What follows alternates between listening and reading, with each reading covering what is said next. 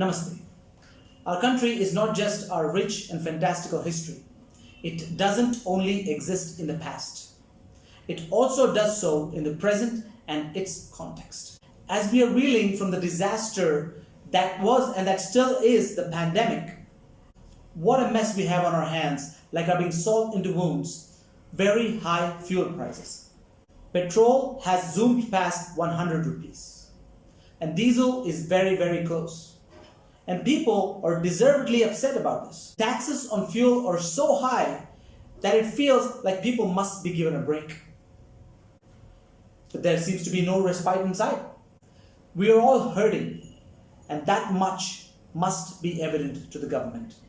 What's more problematic is when the governments lack the courage to say and to convey what's the most easiest and the obvious of reasons why. And not using this opportunity to stop treating us like children is frankly disappointing. Just own up to it and use this opportunity to unite us all as we move forward and out of this mess. Here's the reason.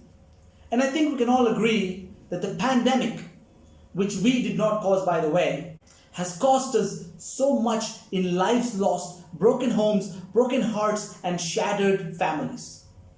And we all know things will never be the same again. If this is the reason, here's the solution.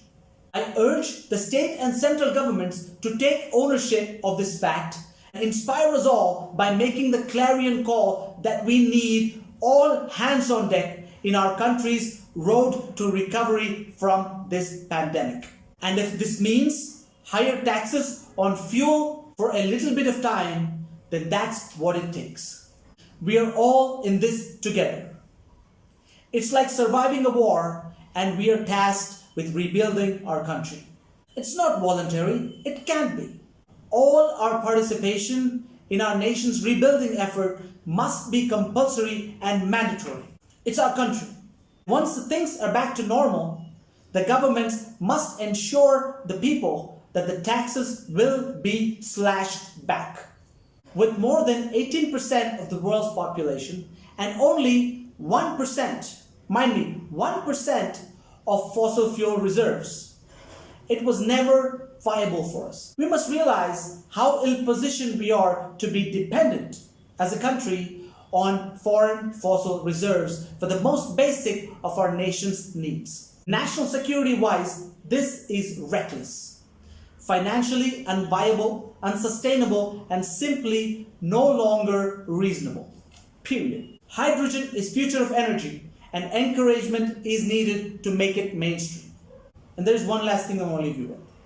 If there's one thing we've learned in the year and a half, that no one, not even Bhagavan, can take care of each and every one of us.